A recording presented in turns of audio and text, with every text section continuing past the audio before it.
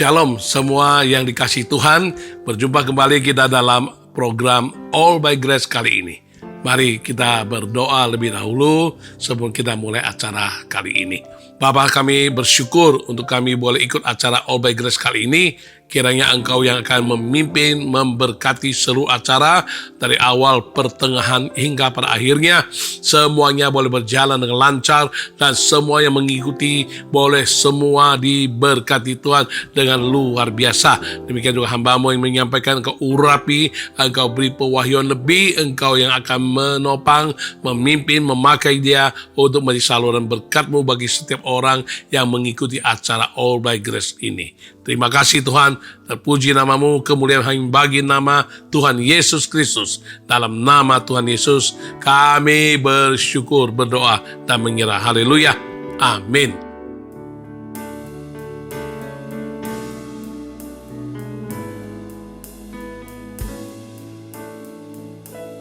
Hidup ini adalah kesempatan. Hidup ini untuk melayani Tuhan. Jangan sia-siakan waktu yang Tuhan beri. Hidup ini harus jadi berkat. Hidup ini adalah kesempatan. Hidup ini untuk melayani Tuhan. Jangan sia-siakan waktu yang Tuhan beri. Hidup ini harus jadi berkat. Oh Tuhan, pakailah hidupku selagi aku masih kuat. Bila saatnya nanti ku tak berdaya lagi, hidup ini sudah jadi berkat.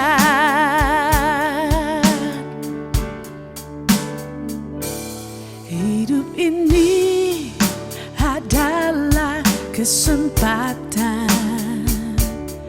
Hidup ini untuk melayani Tuhan. Jangan sia-siakan waktu yang Tuhan beri. Hidup ini harus jadi berkat. Oh Tuhan, pakailah hidupku selagi aku masih kuat. Bila saatnya nanti ku tak berdaya lagi, hidup ini sudah jadi berkat. Oh Tuhan, pakailah hidupku selagi aku masih kuat. Oh Tuhan, pakailah hidupku selagi aku masih kuat. Bila saatnya nanti ku tak berdaya lagi, hidup ini sudah jadi berkat. Bila saatnya nanti ku tak berdaya lagi, dan hidup ini sudah jadi berkat. Ya, dalam realita kehidupan, manusia cenderung tidak suka, bahkan sulit untuk berbagi dengan sesama. Baik berbagi perhatian, berbagi kasih, berbagi waktu, berbagi kenikmatan hidup, apalagi berbagi harta benda atau materi milik kesayangannya. Ya, kita lihat dari seorang anak balita sekalipun, mudah kita jumpai perilaku anak tersebut yang mencerminkan tidak suka berbagi. Kalau menerima, yes. Ya, kalau berbagi, no. Ya, kita lihat kalau anak kecil, kita berikan dia permen, ya, minta sama dia, waduh, susah banget. Tapi bagi-bagi dia, wah, dia akan terima sebanyak mungkin. Ya, demikian juga waktu konseling pranikah, kita sering berbicara kepada semua calon pasangan hidup. Kita berkata, setelah menikah, kalian dua menjadi satu. Ya, termasuk segala sesuatu. Khususnya ekonomi juga menjadi satu. Ya, jangan lagi ini punyamu, ini punyaku. Lebih baik semuanya jadi satu. Punyamu adalah punyaku. Punyaku juga punyamu. Tetapi dalam prakteknya, kebaikan orang berkata, punyamu, punyaku. Punyaku tetap punyaku. Nah, inilah yang susah untuk kita halangi kehidupan manusia yang sudah berperilaku sedemikian. Ya, tak terasa perilaku yang tidak mau berbagi telah begitu mempengaruhi sebagian besar manusia modern di masa kini, yang memang kebanyakan dari mereka adalah pribadi-pribadi yang sukses dan sibuk luar biasa, sampai-sampai hal-hal yang sebenarnya penting namun mereka sepelekan juga.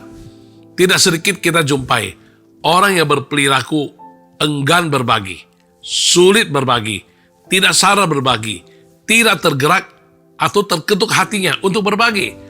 Tidak suka berbagi, tidak rela berbagi, malas berbagi, takut berbagi. Ya, terlepas dari apapun yang menjadi alasan atau prinsip hidup mereka. Pokoknya berbagi merupakan sesuatu hal yang tidak mudah untuk dilakukan oleh manusia. Walaupun demikian, tetap masih ada tidak sedikit orang sukses dan kaya raya yang sangat aktif dan secara nyata dalam praktek berbagi, baik dalam hal moral maupun material. Ya, tidak sedikit dari mereka adalah orang-orang terkaya kesekian di negara kita. Mereka terkenal nyata berbagi dalam berbagai bentuk terhadap berbagai kebutuhan dan tertuju kepada berbagai lapisan masyarakat. Mereka yang sedemikian, istilah kerennya saat ini adalah para filantropis, yang istilah jadulnya adalah dermawan-dermawan. Ya, dalam kitab 1 Timotius pasal 6 ayat 17 sampai 19 berkata, peringatkanlah kepada orang-orang kaya di dunia ini agar mereka jangan tinggi hati dan jangan berharap pada sesuatu yang tak tentu seperti kekayaan, melainkan pada Allah yang dalam kekayaannya memberikan kepada kita segala sesuatu untuk dinikmati. Peringatkanlah agar mereka itu berbuat baik, menjadi kaya dalam kebajikan, suka memberi dan membagi. Dan dengan demikian mengumpulkan suatu harta sebagai dasar yang baik bagi dirinya di waktu yang akan datang untuk mencapai hidup yang sebenarnya. Beberapa hari yang lalu, dengan kagum saya menyaksikan tayangan wawancara dari seorang terkaya, dan dia seorang filantropis, dermawan, dia seorang inspirator, dia penerima berbagai penghargaan baik secara nasional maupun internasional. Dalam wawancara itu, beliau memaparkan tentang biografi, latar belakang kehidupan, kunci sukses dan keberadaannya, segala apa yang pernah dia jalani dari dulu dan sampai sekarang. Dan dia pun menyampaikan filosofi kehidupan, prinsip-prinsip hidupnya yang sangat menginspirasi, memotivasi dan sangat bermutu. Beliau sampaikan latar belakangnya bukan dari keluarga kaya raya. Umur 20 baru tinggalkan rumah kontrakan. Yang menarik adalah beliau katakan orang miskin adalah habitatnya. Beliau berprinsip hidup harus menjadi saluran berkat bagi sesama. Itu pula yang selalu diajarkannya dan ditekankannya kepada keturunannya, kepada anak-anaknya. Saya juga bangga dengan ada seorang saudara seiman yang juga aktif dalam berbagai hal-hal yang berbagi dengan sesama. Bahkan saya membaca berita beliau berbagi sampai mendonasikan sebuah alat kedokteran yang berharga mahal di sebuah rumah sakit di luar negeri juga. Ya, jadi walaupun sebagian orang mahal dan sulit untuk berbagi, tapi kita lihat kenyataannya masih banyak orang-orang yang mengerti berbagi. Ya, bukan berarti karena mereka kaya raya baru bisa berbagi. Tidak ditentukan oleh berapa harta benda, tapi berbagi mulai dari hati kita. Ya, tema All by Grace kali ini adalah berbagi. Kita harus mengerti berbagi dalam hal-hal sebagai berikut. Yang pertama, kita harus mengerti hal berbagi kasih. Seorang anak miskin berdiri di depan etalase toko kue dan roti. Sambil menatap roti, ia berkata dalam hati, ingin sekali bisa rasakan enaknya roti itu. Tapi apa daya, tidak punya uang. Dan tiba-tiba ada seorang lelaki yang melihatnya dan bertanya, apakah kamu suka roti itu? Anak miskin itu menjawab, ya, tapi saya tidak punya uang untuk membelinya. Lelaki tersebut bergegas masuk ke toko dan membelikan beberapa roti untuk anak miskin tersebut. Anak miskin ini ingat cerita mamanya tentang Yesus yang selalu memberi, dan lelaki tersebut memberikan beberapa roti kepadanya. Ketika menerima roti itu, spontan anak miskin ini bertanya, apakah engkau Yesus?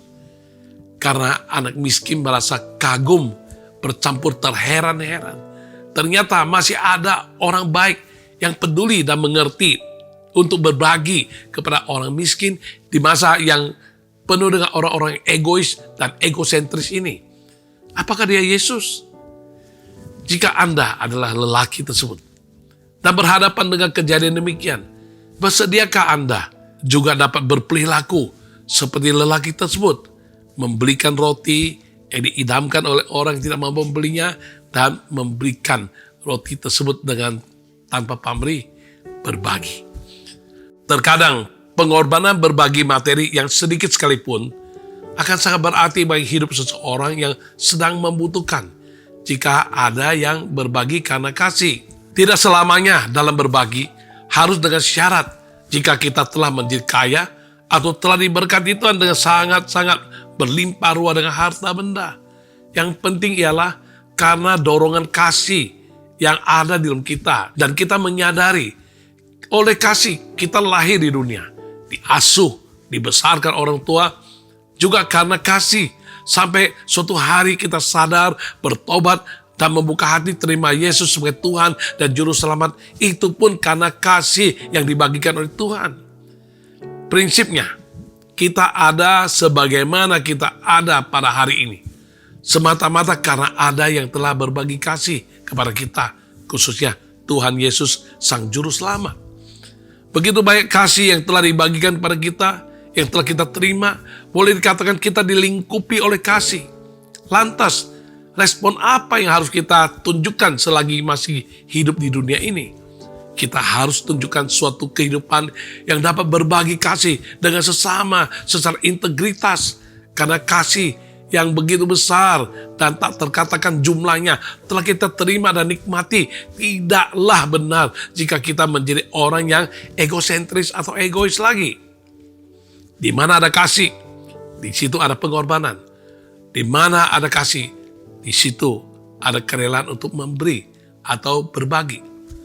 1 Korintus pasal 13 ayat 3 berkata, dan sekalipun aku membagi-bagikan segala sesuatu yang ada padaku, bahkan menyerahkan tubuhku untuk dibakar, tetapi jika aku tidak mempunyai kasih, sedikit pun tidak ada faedahnya bagiku. Ya, seorang mantan partner usaha saya dulu sebelum saya menjadi pendeta, belum lama yang lalu beliau meninggal dunia karena COVID. Sepertinya dia menyusul putra tunggalnya yang lebih kurang setahun yang lalu juga meninggal dunia dalam usia sangat relatif muda karena serangan jantung. Beliau patut disebut orang besar kalau kita tidak berlebihan mengatakan orang yang sangat-sangat agung. Orang kaya yang rohani, cinta Tuhan, cinta pekerjaan Tuhan, dan cinta jiwa-jiwa. Beliau adalah seorang yang suka berbagi, baik inspirasi, motivasi, pengalaman, bahkan berbagi tenaga, harta benda yang tidak sedikit terhadap pekerjaan Tuhan dan sesama.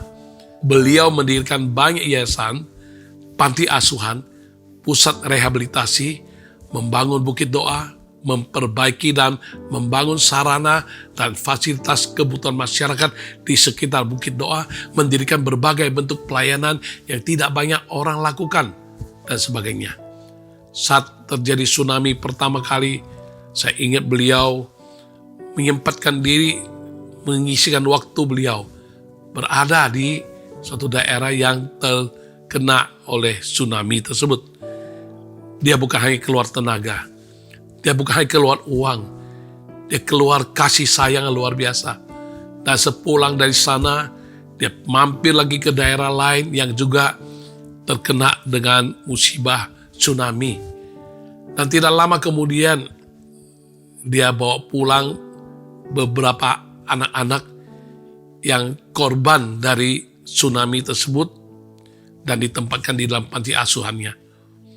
Salah satu panti asuhannya juga menampung anak-anak korban dari hasil penolakan. Ya, karena ada orang tuanya, ibunya hamil di luar nikah atau hal-hal lain. Pokoknya dia banyak sekali pekerjaan-pekerjaan yang mulia. Pernah seorang anak yang bibir sumbing bahkan ditolak oleh orang tuanya waktu dilahirkan karena mereka sendiri keluarga ada masalah. Lalu anak ini sudah diterima juga di panti asuhannya. Dan beberapa waktu yang lalu, sewaktu beliau dikenang kepulangannya ke surga, satu paduan suara dari panti asuhan yang didikannya menyampaikan puji-pujian. Lalu salah satu stafnya berkata pada saya, "Itu loh, Boksu, anak itu yang dulu yang kamu perkenalkan untuk diterima. Ya, bibir sumbingnya sudah sembuh, sudah dioperasi, bahkan dia sekarang sudah sekolah di perguruan tinggi."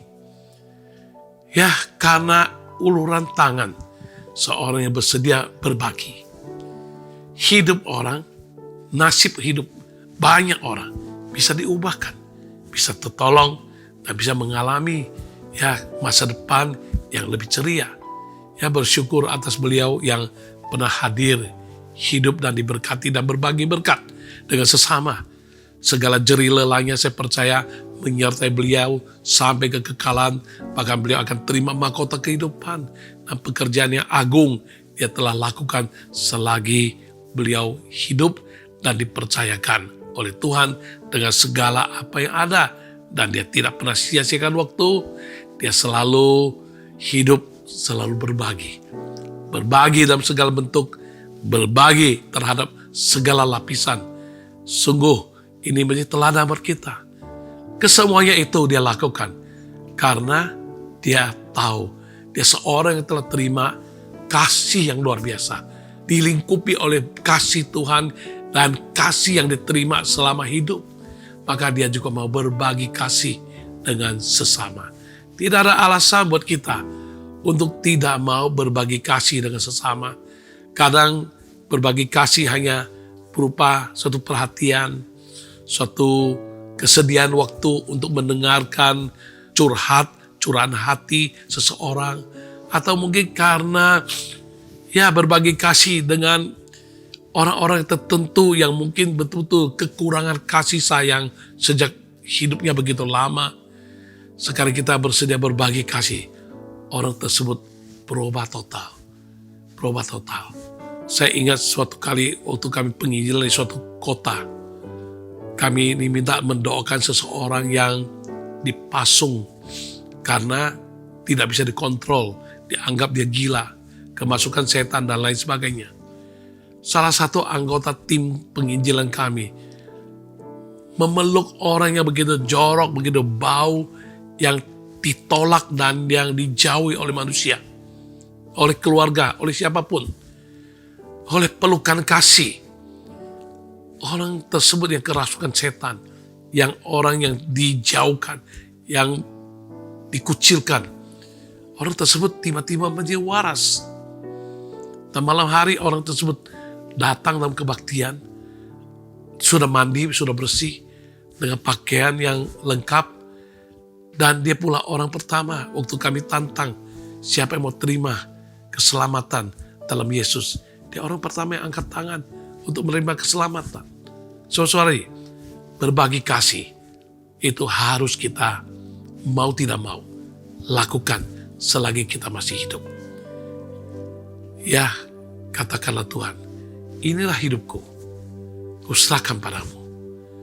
Segala cita-citaku, masa depanku, Tuhan kau pakai. Jadikan aku terangmu di tengah kegelapan dunia ini.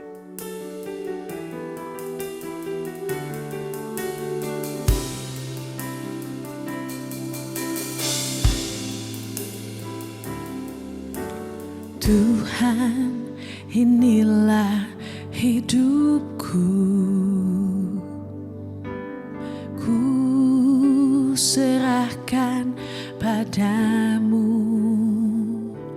segala cita-citaku, masa depanku menjadi milikmu. Jadikan kami terangmu di tengah kegelapan dunia, membawa bangsa-bangsa kepadamu. Tuhan, ini kerinduanku bagimu Tuhan, seluruh hidupku. Pakailah Tuhan bagi kemuliaan-Mu, genapi seluruh rencana-Mu sampai bumi penuh kemuliaan-Mu.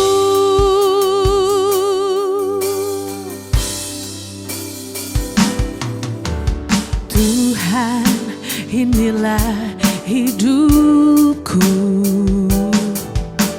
Ku serahkan padamu segala cita-citaku, masa depanku menjadi milikmu. Jadikan kami terangmu di tengah kegelapan dunia, membawa bangsa-bangsa kepadamu. Tuhan, ini kerinduanku bagimu Tuhan, seluruh hidupku. Pakailah Tuhan bagi kemuliaan-Mu, genapi seluruh rencana-Mu sampai bumi penuh kemuliaan-Mu. Bagimu Tuhan, seluruh hidupku, dan pakailah Tuhan bagi kemuliaan-Mu, genapi seluruh rencana-Mu sampai bumi penuh kemuliaan-Mu.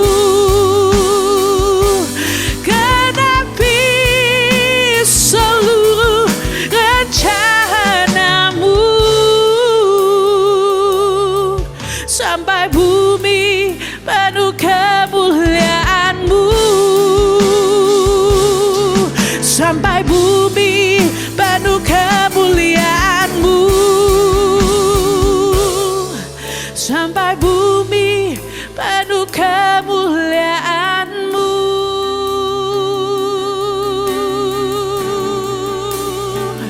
Oh, penuhi dengan kemuliaan-Mu Tuhan.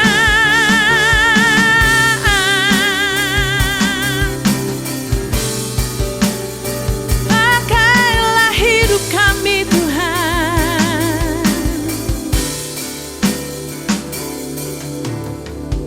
Tuhan, inilah hidupku.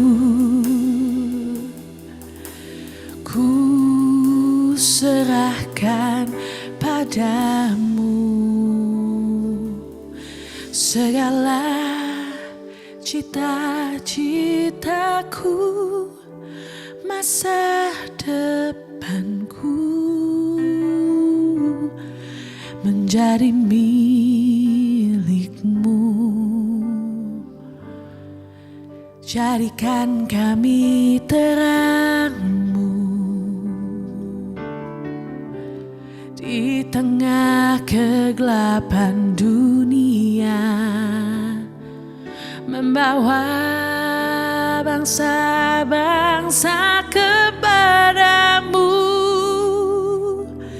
Tuhan, ini kerinduanku.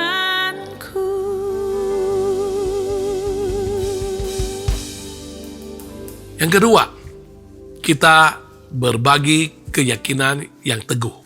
Keyakinan yang teguh merupakan unsur yang sangat penting dan menentukan hasil akhir dari apa yang kita percayai atau kita yakini, bahwa Tuhan sanggup dan mau menggenapi apa yang kita yakini dan imani itu.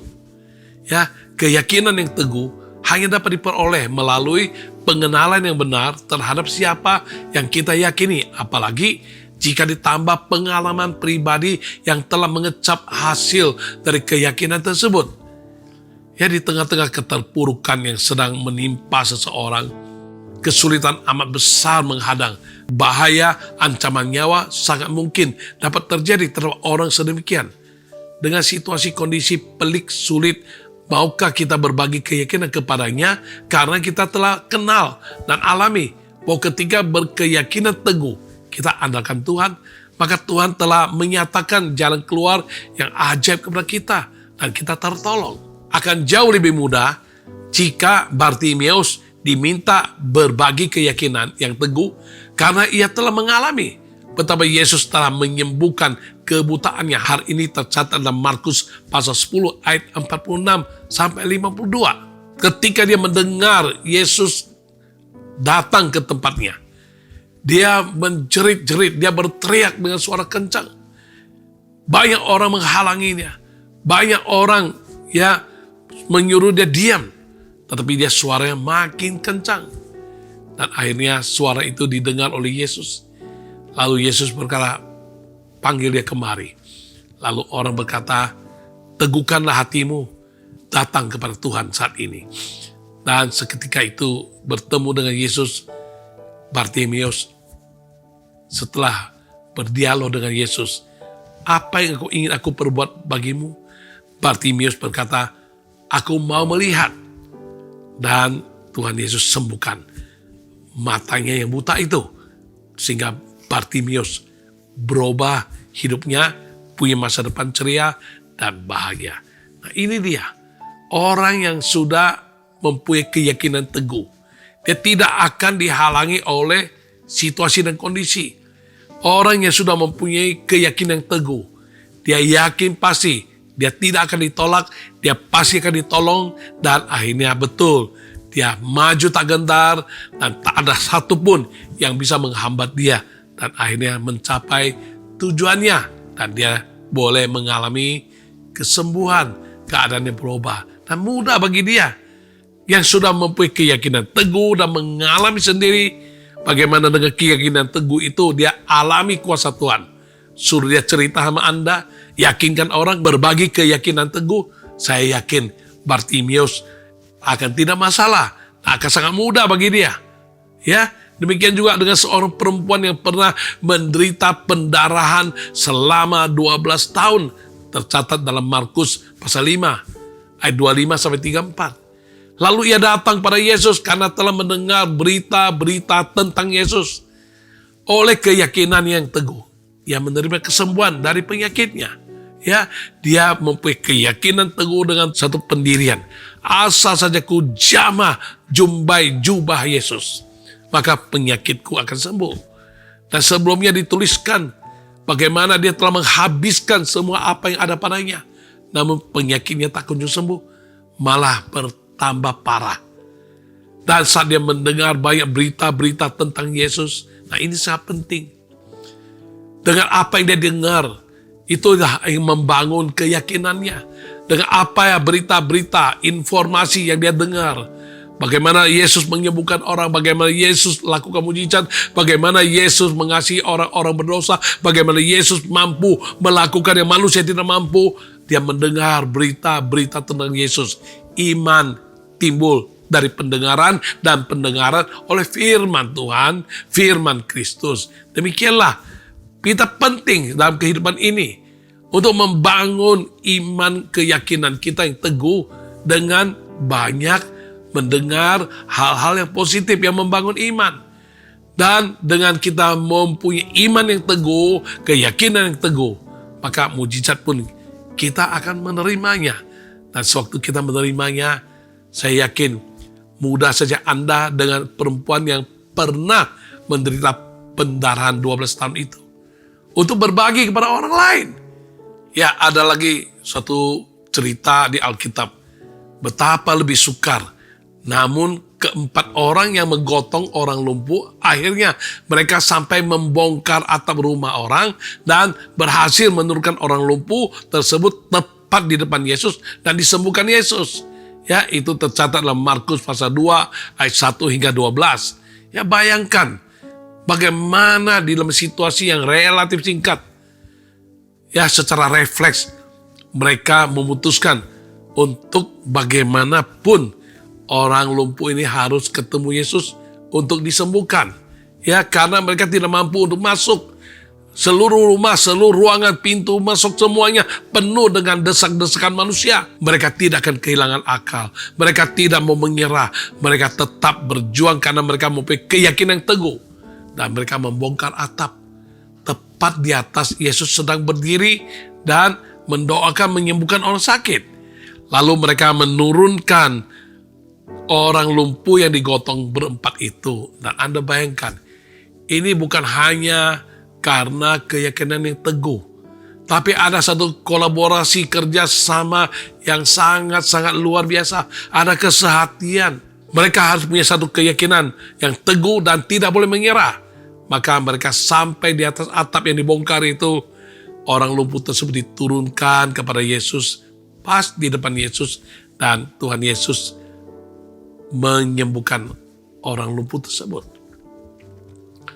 Sungguh mereka adalah orang-orang yang berbagi keyakinan yang teguh kepada orang lumpuh tersebut. Alhasil, orang lumpuh tersebut disembuhkan Yesus. Dengan berbagi keyakinan yang teguh, orang yang sedang membutuhkan pertolongan akan mengalami mujizat dan nasib hidup pun diubahkan seketika. Ya, Ibrani pasal 10 ayat 22 hingga 23 berkata, karena itu marilah kita menghadap Allah dengan hati yang tulus, ikhlas, dan keyakinan iman yang teguh. Oleh karena hati kita telah dibersihkan dari hati nurani yang jahat dan tubuh kita telah dibasuh dengan air yang murni. Marilah kita teguh berpegang pada pengakuan tentang pengharapan kita, sebab Ia yang menjanjikannya setia. Dan yang ketiga ialah kita harus mengerti berbagi Injil. Injil adalah kabar baik. Injil adalah kuasa Tuhan yang menyelamatkan setiap orang yang percaya kepadanya, sama seperti engkau dan saya hari ini. Karena kita percaya dan kita terima Injil, kita diselamatkan, kita dibasuh oleh darah Yesus, dan kita betul-betul sudah mengalami pemulihan di dalam Yesus. Maka setelah kita menerima semua itu, Injil harus kita berbagi dengan orang lain. Dalam kitab Roma pasal 1 ayat 13 hingga 17 berkata, saudara-saudara, aku mau supaya kamu mengetahui bahwa aku telah sering berniat untuk datang kepadamu, tetapi hingga kini selalu aku terhalang agar di tengah-tengahmu aku menemukan buah, seperti juga di tengah-tengah bangsa bukan Yahudi yang lain. Ayat 14 berkata, aku berhutang baik kepada orang Yunani maupun kepada orang bukan Yunani, baik kepada orang terpelajar maupun kepada orang tidak terpelajar. Itulah sebabnya aku ingin untuk memberitakan Injil kepada kamu juga yang diam di Roma. Sebab aku mempunyai keyakinan yang kokoh dalam Injil. Karena Injil adalah kekuatan Allah yang menyelamatkan setiap orang yang percaya, pertama-tama orang Yahudi tetapi juga orang Yunani. Sebab di dalamnya nyata kebenaran Allah yang bertolak dari iman dan memimpin kepada iman, seperti ada tertulis, orang benar akan hidup oleh iman. Paulus menuangkan prinsip dan dasar motivasi agar dapat konsisten dan berhasil dalam berbagi Injil kepada sesama manusia. Mulai dari yang pertama kita lihat adalah niat. Ya, aku berniat. Niat berbicara dengan dorongan hati dari kemauan yang keras. Ya, pasal 1 ayat 13a dan ayat 15 menjelaskan demikian. Ya, baik kali kalau kita bukan dari dorongan hati, ada kemauan yang keras, kita nggak berniat, maka Injil tidak akan kita berbagi dengan orang lain. Berbagi pun tidak akan ada hasil karena kita hanya sekedar tugas, sekedar hanya sepintas lalu. Bukan didasari oleh niat, bukan didasari oleh dorongan yang kuat, dorongan hati yang kuat, dan kemauan yang keras. Ya, ini Paulus menyatakan pada kita harus menjadi dasar, harus menjadi motivasi yang akan membuat kita berhasil dalam berbagi Injil. Dan yang kedua ialah dia ingin menemukan hasil. Dia mempunyai keyakinan keberhasilan, ya, untuk menemukan buah dari hasil apa yang dikerjakan. Jadi kalau kita mau berjuang, kalau kita mau lakukan sesuatu, kalau kita mau berbagi Injil, kalau kita ingin menyelesaikan suatu tugas, atau kita dipercayakan untuk mengelola sesuatu, maka kita harus punya satu keyakinan bahwa kalau kita pegang, kita kelola, kita akan berhasil. Nah, ini sangat penting. Keyakinan keberhasilan harus kita miliki. Demikian juga dalam hal mengabarkan Injil, berbagi Injil. Kita harus punya keyakinan bahwa kita kalau berbagi Injil, orang-orang akan bertobat, tak akan menerima Injil itu, dan kita akan menerima buah-buah dari pelayanan dan pengabdian kita. Dan yang ketiga ialah rasa berhutang. Itu tertuang dalam ayat yang ke-14. Ya, rasa berhutang. Kita sebenarnya orang yang berhutang. Kita nomor satu hutang pada Tuhan. Seberapapun yang kita balas tidak terbalaskan. Nyawa kita beri pun tak habis untuk membalas segala kebaikan Tuhan yang telah Dia limpahkan dalam hidup kita hingga hari ini.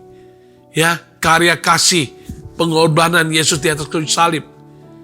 Dengan apa dapat kita balas? Kita harus rasa berhutang kepada Tuhan dengan satu kesadaran. Karena rasa berhutang, kita mau bayar hutang. Bagaimana cara untuk bayar hutang? Kita harus bersedia melakukan apa yang Dia lakukan. Yaitu kita mau supaya lebih banyak orang bisa mengenal Tuhan, lebih banyak orang bisa menerima kebaikan dari Injil. Karena itu kita harus berbagi Injil. Rasa berhutang inilah yang akan mendorong kita untuk mau pergi. Seberapapun pengorbanan dituntut, seberapapun harga yang mesti dibayar, kita bersedia karena kita orang yang berhutang. Kita ada rasa berhutang, kita ingin lunaskan rasa berhutang tersebut. Selain kepada Tuhan, kita juga rasa berhutang kepada orang-orang yang pernah menolong kita. Orang-orang yang pernah berbagi Injil dengan kita. Orang-orang yang pernah mengajak kita dengan segala jerih payah, dengan segala susah payah. Mereka mengajak kita betapa degil hati kita, betapa keras hati kita, betapa kita nakal, betapa kita menentang, betapa kita pernah menyakitkan dan lain sebagainya. Namun ada orang tertentu tetap mengasihi kita dan dia tetap dengan sabar. Sampai suatu hari kita boleh menerima Injil itu karena dia mau berbagi dengan kita. Nah, ini rasa berhutang kepada orang tersebut. Bukan hanya soal Injil, soal kehidupan ini. Banyak orang yang berjasa bagi hidup kita, mulai dari orang tua, mulai dari keluarga, mulai dari guru-guru di sekolahan, ataupun pendeta, penginjil manapun yang pernah mengajar kita, memberikan nilai-nilai yang indah, sehingga hidup kita boleh dilengkapi hingga hari ini.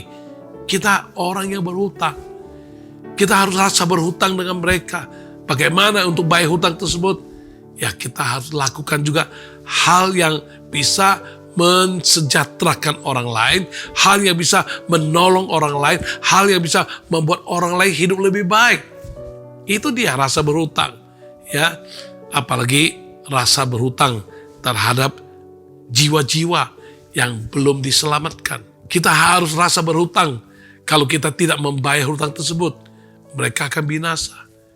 Ya, rasa berhutang juga dengan orang-orang yang sempat terlintas dalam kehidupan kita, yang pernah berhubungan dengan hidup kita, namun karena kita tidak berbagi Injil dengan mereka, mereka akhirnya tinggalkan dunia ini dan sudah tiada. Mereka tidak sempat menerima Injil. Kita mesti rasa berhutang kepada orang demikian. Ya, saya pernah rasa berhutang yang luar biasa sampai hari ini. Itu pula yang membuat saya tetap setia untuk mau melayani Tuhan, mengabdi bagi Tuhan. Karena pernah nenek saya minta saya ajak dia ke gereja, dan saya lupakan, saya lalaikan, dan keesokan harinya saya pulang sekolah, saya dengar beliau meninggal dunia. Saat saya melihat jasadnya, tiba-tiba pengalaman penglihatan dalam roh.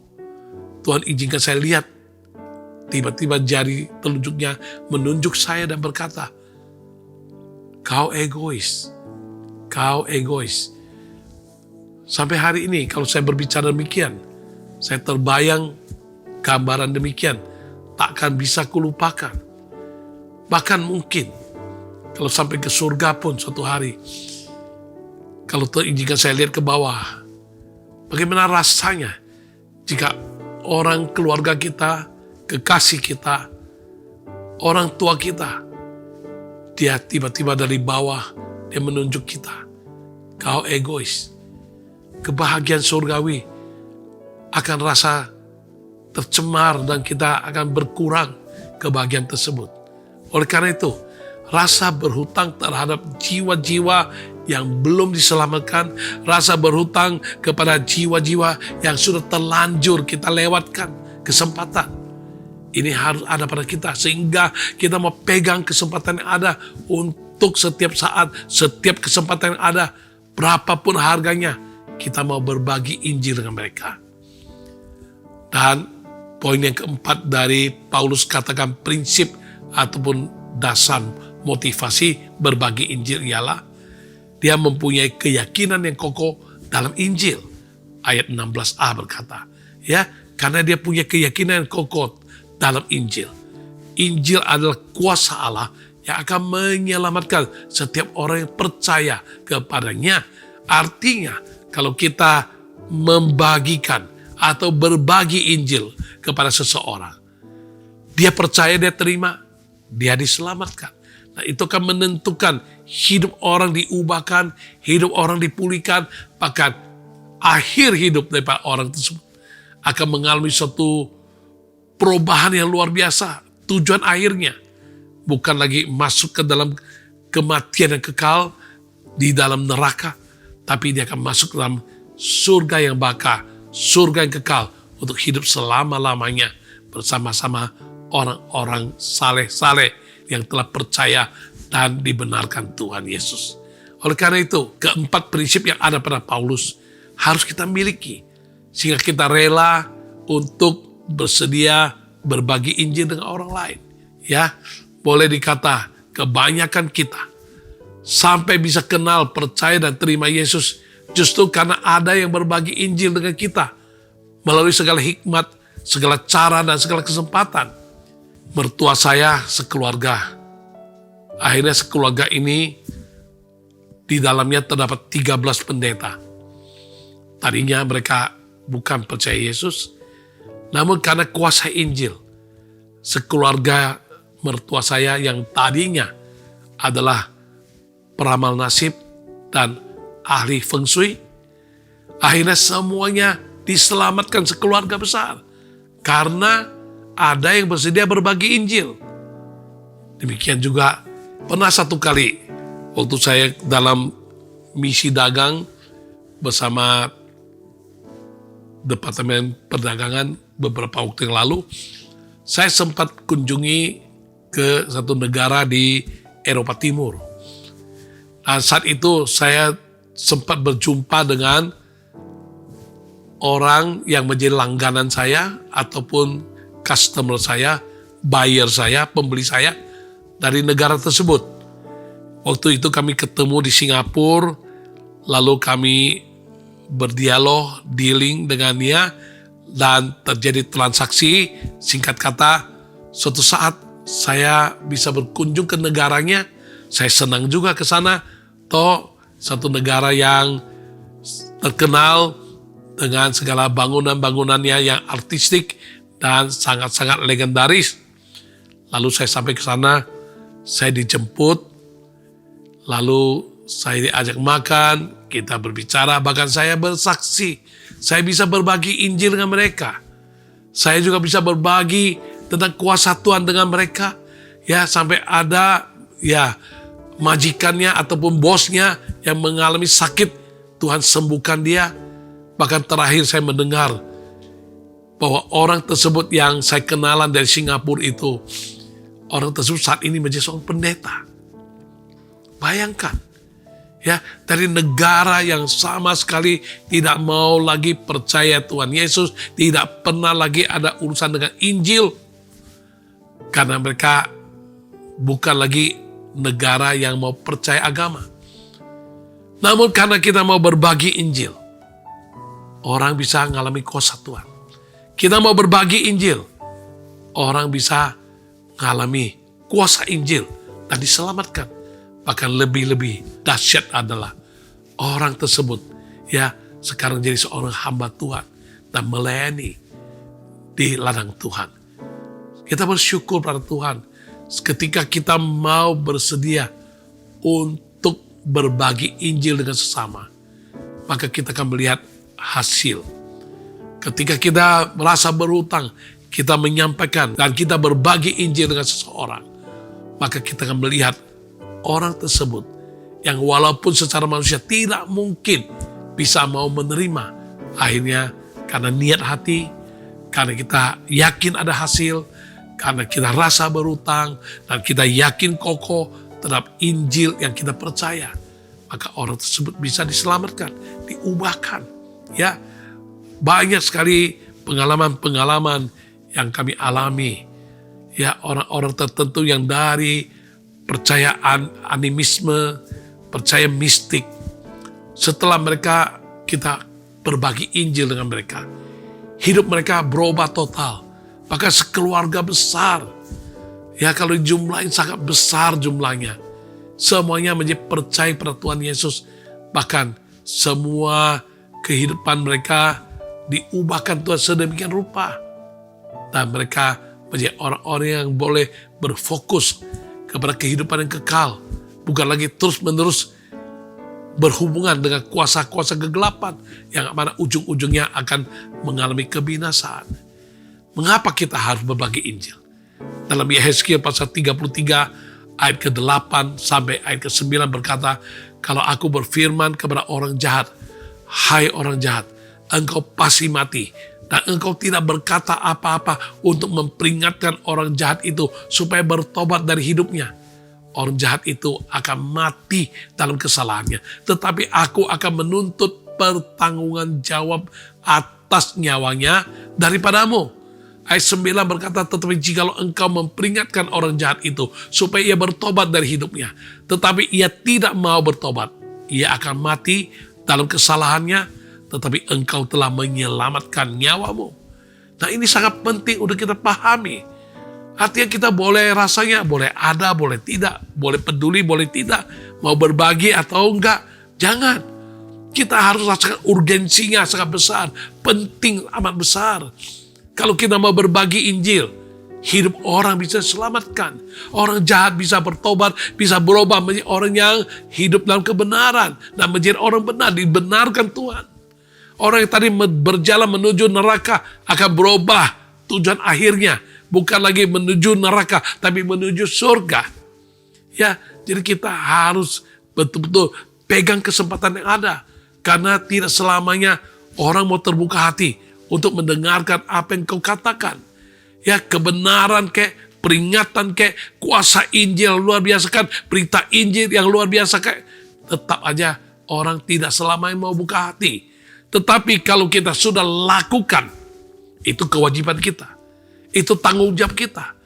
Tapi kalau kita tidak mau lakukan, satu hari kalau orang itu terlanjur engkau kenal dengan dia, maka suatu hari kalau dia meninggal dunia dalam kesalahannya, dalam dosanya, dan akhirnya masuk neraka, tidak pernah kita katakan sekalipun berbagi Injil pada dia. Tuhan bilang akan minta pertanggungan jawab atas nyawanya daripada kita. Tapi kalau kita sudah sampaikan, dia tetap menolak, dia tidak mau. Ya apa boleh buat? Pilihan di tangan dia. Dan kita telah lakukan bagian kita. Dalam Yohanes pasal 9 ayat 4 berkata, kita harus mengerjakan pekerjaan dia yang mengutus aku, kata Yesus, selama masih siang. Akan datang malam di mana tidak ada seorang pun yang dapat bekerja. Nah, ini artinya yang tadi saya katakan. Tidak selamanya orang mau buka hati. Kalau dia buka hati itu selama masih siang. Kalau malam tiba dia tutup hati. Dia tidak mau, dia keraskan hati. Dia menolak dengan mentah-mentah, dia menolak dengan segala alasan. Katakan apapun dia tidak mau. Ya itu namanya malam tiba. Ya selama masih siang. Kita ada kesempatan. Kita berbagi Injil. Berbagilah dengan maksimal. Tapi kalau dia menolak, itu urusan dia. Tanggung jawab kita sudah kita lakukan. Nah selama masih siang itu kita lakukan. Tapi kalau malam tiba bagi orang tersebut, ya tidak mau lagi. Tidak mau mendengar, tidak mau buka hati, tidak mau buka pintu. Tidak ada kesempatan bagimu. Bisa juga, ya, malam tiba bagi orang tersebut adalah ketika dia meninggal dunia. Bisa juga karena malam tiba dia saking kecewa akibat adanya orang-orang tertentu yang menyakitkan. Kebetulan orang tersebut ada orang Kristen. Maka orang tersebut dia berkata, sampai mati pun aku tidak mau percaya Yesus. Aku tidak mau terima Injil. Karena ada orang Kristen yang gagal di depan mata dia. Ya, jadi malam tiba dia mati dalam dendam, mati dalam dosa, mati dalam hati yang tidak terbuka buat Tuhan. Dan akhirnya binasa. Itu malam tiba. Ya, mungkin juga dia pernah minta tolong, kita tidak mau tolong. Tapi saking penderitaannya tidak kuat lagi dan dia bunuh diri. Malam tiba. Tidak ada yang bisa menolong lagi. Kita tidak bisa bekerja lagi. Kita mau berbagi pun, apa daya? Tidak ada kesempatan lagi. Karena itu Yesus katakan, selama masih siang. Kita harus, bukan boleh mau atau tidak, harus. Itu adalah suatu kemutlakan, harus.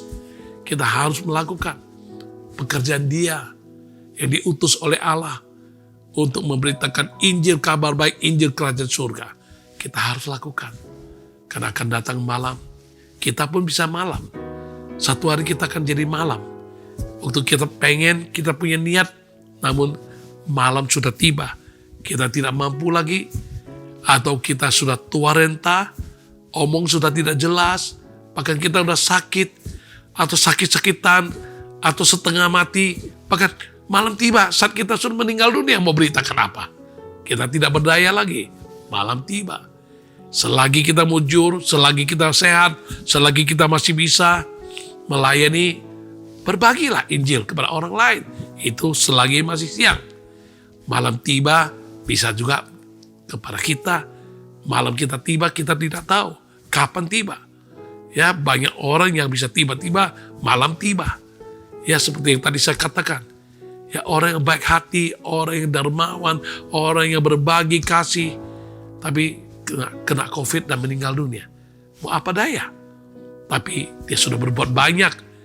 Kalau kita yang tidak berbuat banyak, belum berbuat apa-apa, belum berbagi Injil, bagaimana kita menghadap tahta Tuhan? Ya, jadi malam tiba juga bisa perubahan situasi dan kondisi. Secara dunia kita melihat segala perubahan-perubahan yang luar biasa terus terjadi. Entah bagaimana.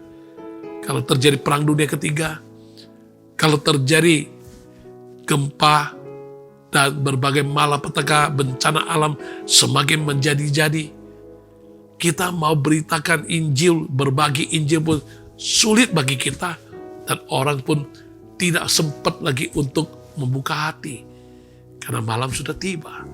Karena itu camkan baik-baik ayat ini, dan kita tahu padamu dan padaku kenapa kita harus berbagi Injil.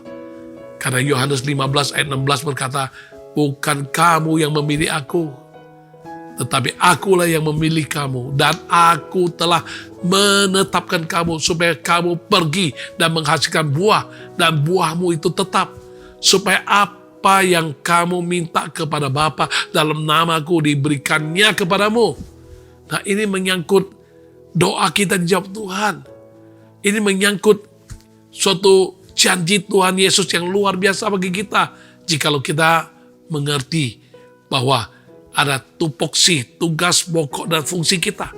Kita dipilih oleh Tuhan Yesus, bukan kita memilih Yesus. Dan dia telah menetapkan. Ya, jadi bukan lagi tapres, bukan lagi ketetapan pemerintah, tapi inilah taptu, ketetapan Tuhan. Yaitu kita harus pergi menghasilkan buah. Kalau kita tidak mau pergi menghasilkan buah, artinya kita tidak mau terima dekret dari Tuhan, kita tidak mau peduli, kita tidak mau untuk betul-betul memandang penting dan perlu untuk ditaati apa yang ditetapkan Tuhan. Tuhan mau kita pergi menghasilkan buah. Karena itu kita harus berbagi Injil selagi ada kesempatan, selagi hidup di dunia ini, selagi sehat, selagi siang, selagi terbuka kesempatan bagi kita untuk boleh berbagi Injil. Dalam Matius 28 ayat 19-20 berkata, karena itu pergilah, jadikanlah semua bangsa muridku dan baptislah mereka dalam nama Bapa dan Putra dan Roh Kudus, dan ajarlah mereka melakukan segala sesuatu yang telah kuperintahkan kepadamu, dan ketahuilah aku menyertai kamu senantiasa sampai kepada akhir zaman. Ya, kita disuruh Tuhan harus pergi. Tadi Yohanes 15 ayat 16 berkata pergi, ya, untuk menghasilkan buah. Dan Matius 28 berkata lagi pergi. Pergi ngapain? Pergi dengan misi untuk menjadikan semua bangsa murid Tuhan. Ya, dengan berbagi Injil supaya banyak orang bisa mengenal kebenaran Tuhan, bisa diselamatkan, diubahkan, dan bisa diampuni dosanya, bisa mengalami pemulihan, dan bisa mengalami kemuliaan Tuhan dan berkat Tuhan tercurah atas hidup mereka. Karena itu tidak ada alasan buat kita menutup hati, menutup diri, tidak mau berbagi Injil dengan sesama. Ya, kiranya Tuhan menolong kita untuk mengerti bagaimana hidup berbagi. Berbagi kasih, berbagi keyakinan yang teguh, berbagi Injil. Kita harus pergi, jadikan semua bangsa murid Yesus Kristus Tuhan. Pergi jadikan semua bangsa murid Yesus Kristus Tuhan. Beritakan Injil, kabar baik bagi semua manusia. Bagi yang percaya kepadanya akan beroleh hidup yang kekal selamanya. Cepatlah cari jiwa dan bawa kepada Tuhan Yesus untuk diselamatkan. Waktu telah singkat, sangat singkat, amat singkat. Waktu telah singkat, sangat singkat, amat singkat. Pergi jadikan semua bangsa murid Yesus Kristus Tuhan. Beritakan Injil, kabar baik bagi semua manusia. Bagi yang percaya kepadanya akan beroleh hidup yang kekal selamanya. Cepatlah cari jiwa dan bawa kepada Tuhan Yesus untuk diselamatkan. Waktu telah singkat, sangat singkat, amat singkat. Waktu telah singkat, sangat singkat, amat singkat. Waktu telah singkat, sangat singkat, amat singkat. Waktu telah singkat, sangat singkat, amat singkat.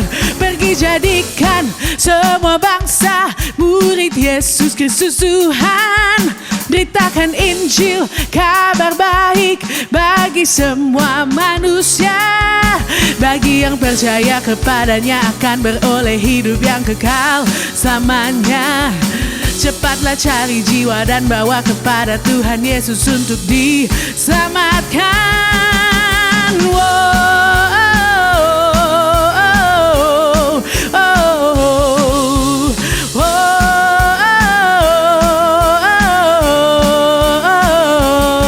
Pergi jadikan.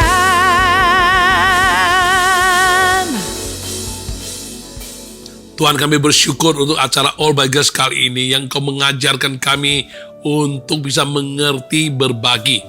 Tuhan, tolong kami Tuhan, supaya kami dalam kehidupan nyata, kami betul-betul boleh menjadi orang yang mengerti berbagi dalam hal kasih, berbagi dalam hal keyakinan yang teguh, dan berbagi Injil kepada sesama. Tolong kami Tuhan supaya kami tidak menjadi orang yang enggan berbagi, tidak menjadi orang yang tidak suka berbagi, tidak menjadi orang yang egosentris, egois, yang hanya mau terima, tidak mau berbagi. Melainkan sebaliknya.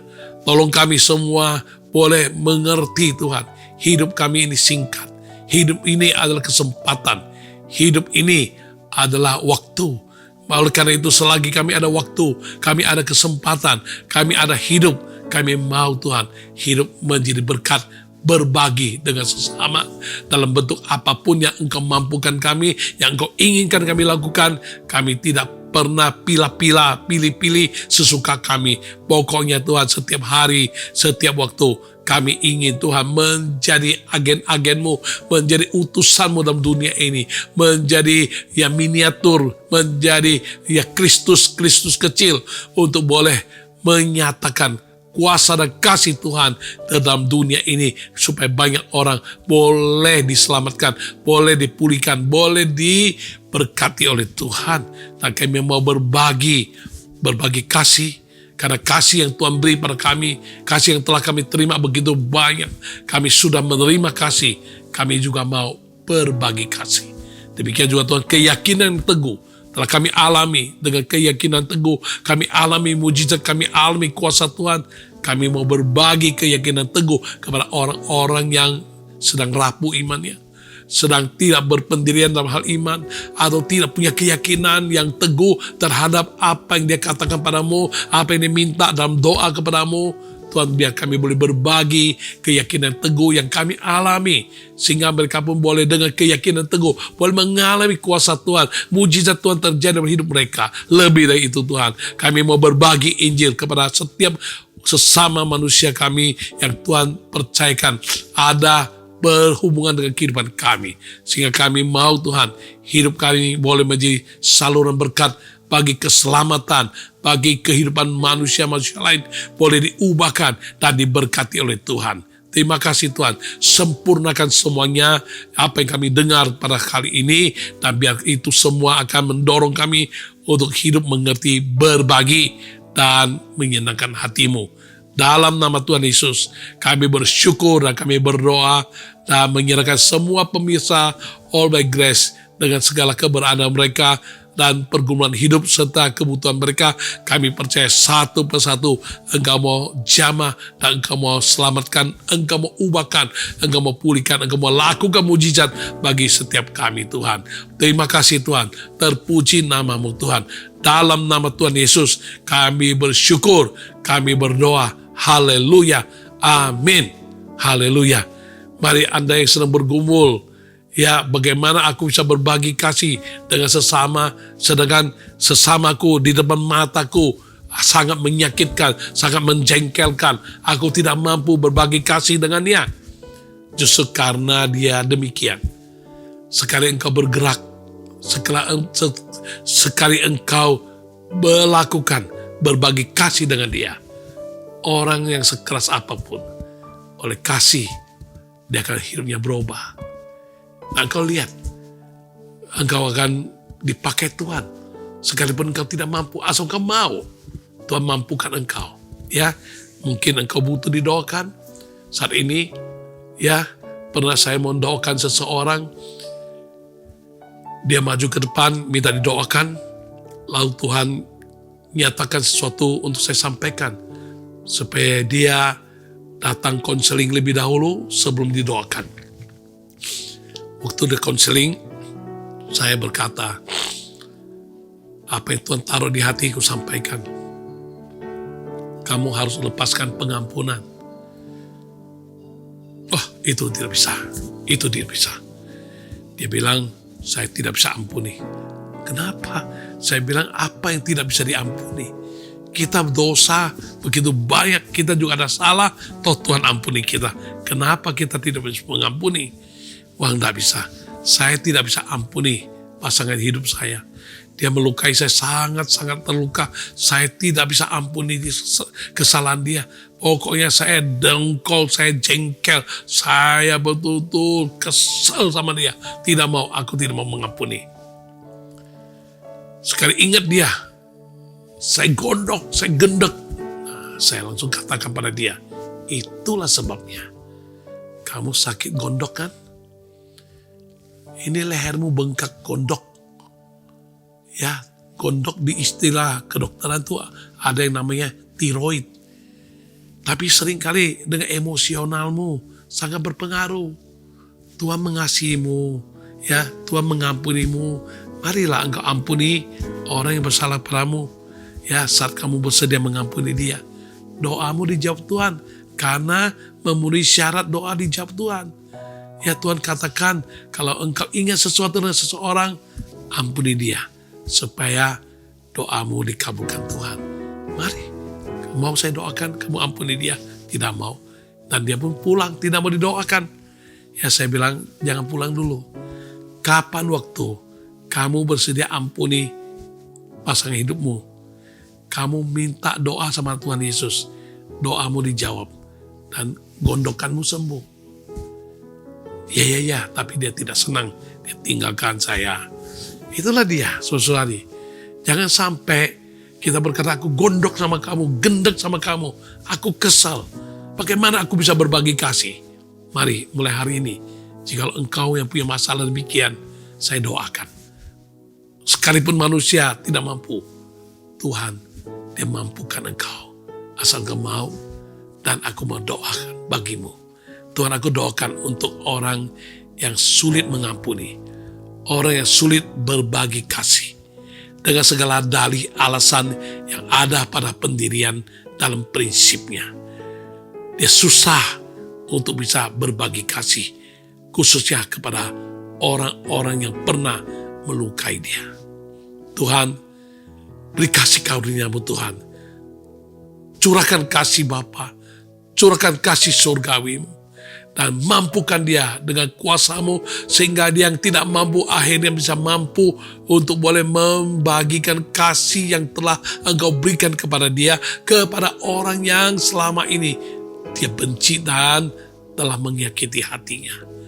Tuhan, tolong Tuhan, supaya setiap kami Tuhan, bukan hanya orang tersebut bisa mengampuni dan bisa berbagi kasih.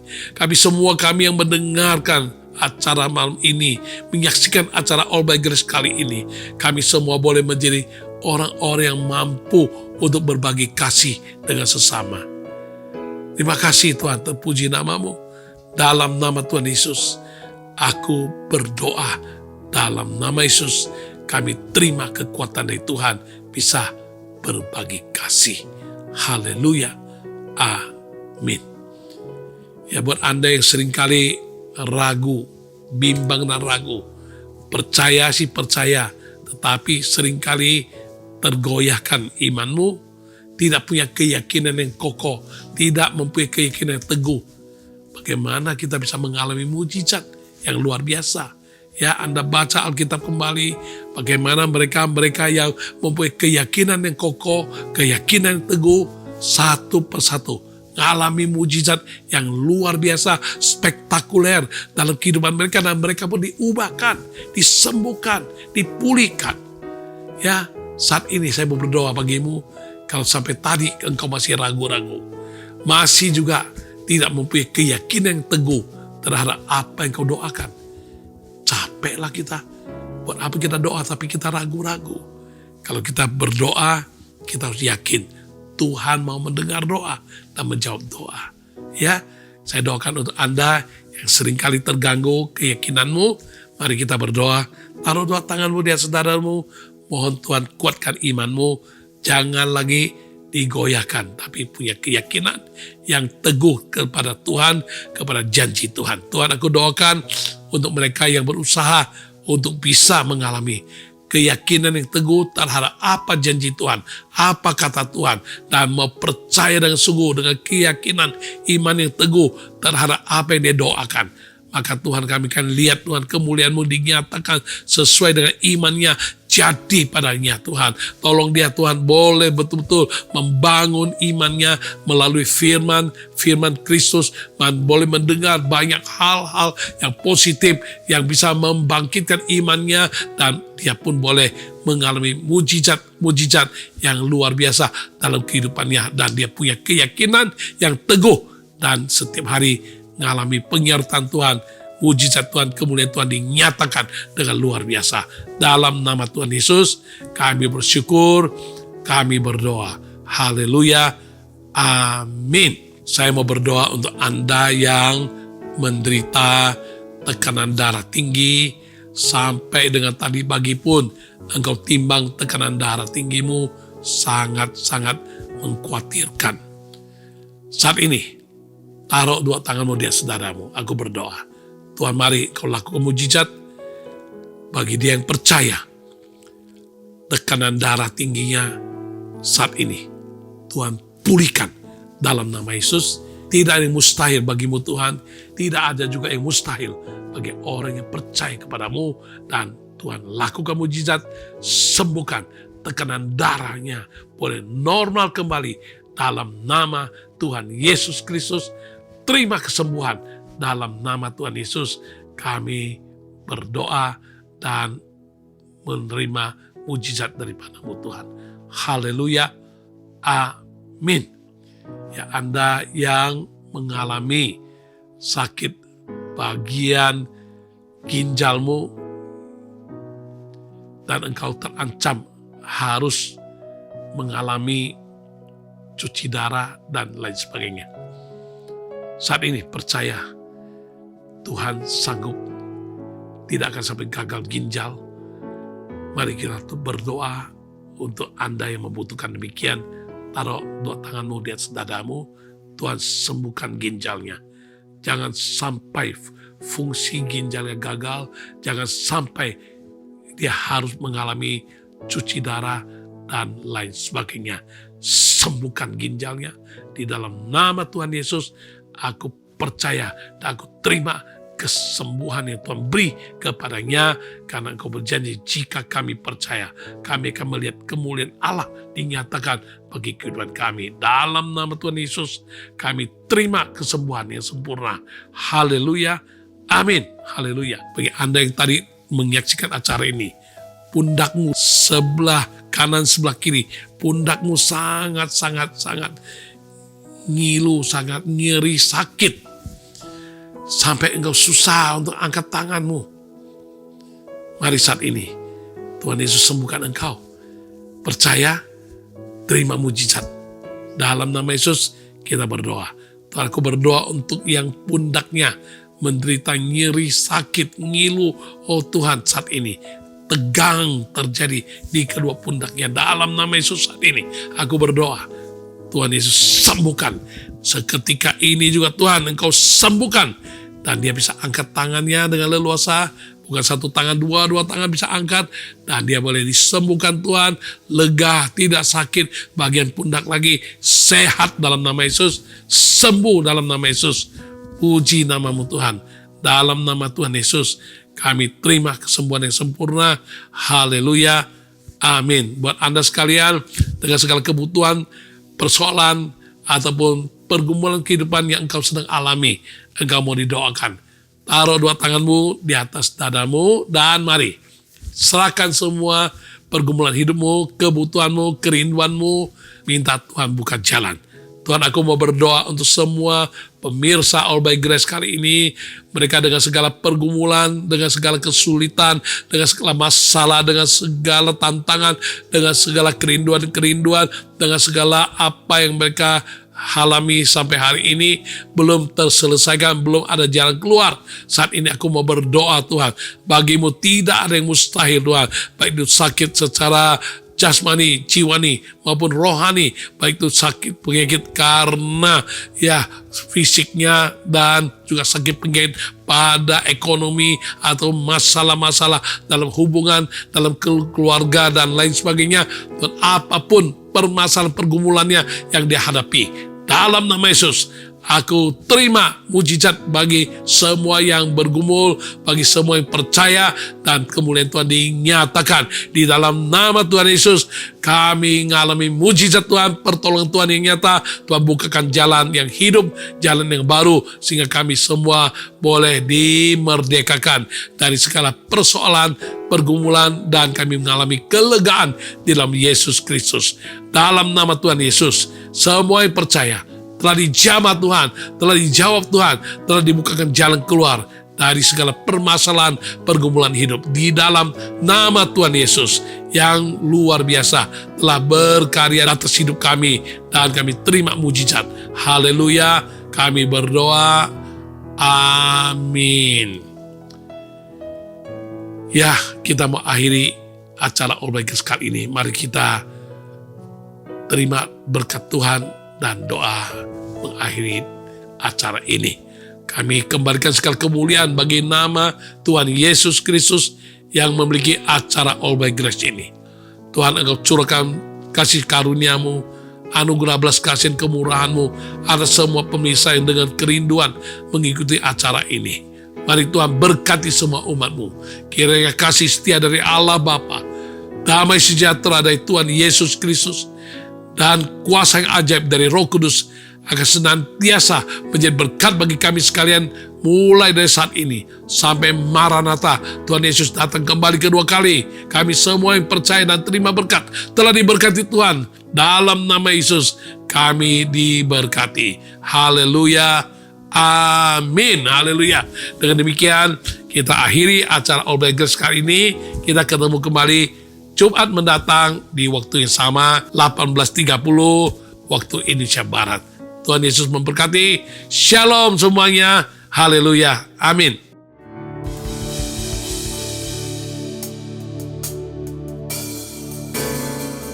Over the mountains and the sea, your river runs with love for me. And I will open up my heart and let the healer set me free. I'm happy to be in the truth, and I will daily lift my hands, for I will always sing when your love came down. Over the mountains and the sea, your river runs with love for me. And I will open up my heart and let the healer set me free. I'm happy to be in the truth, and I will daily lift my hands, for I will always sing when your love came down. I could sing of your love forever. I could sing of your love forever.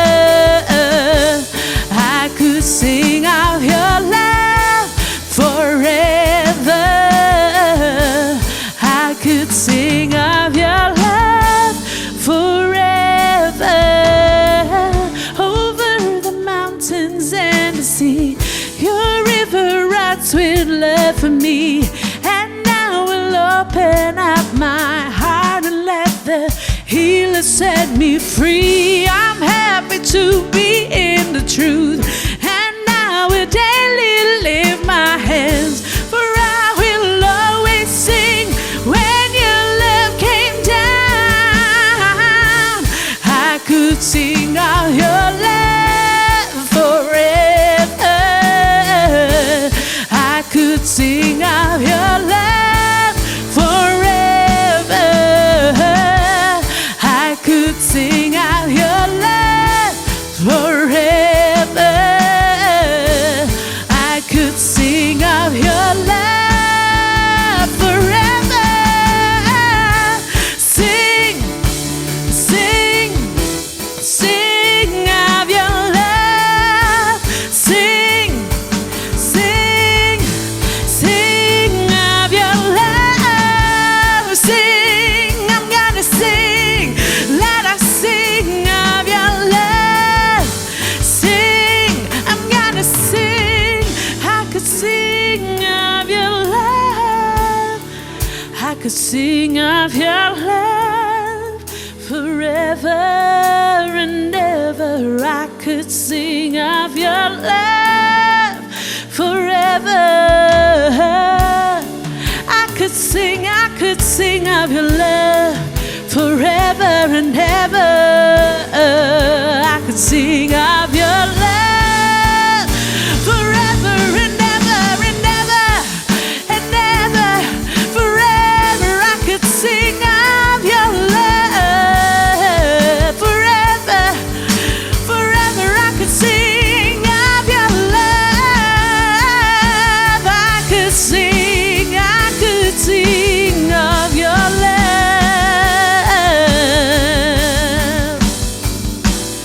forever.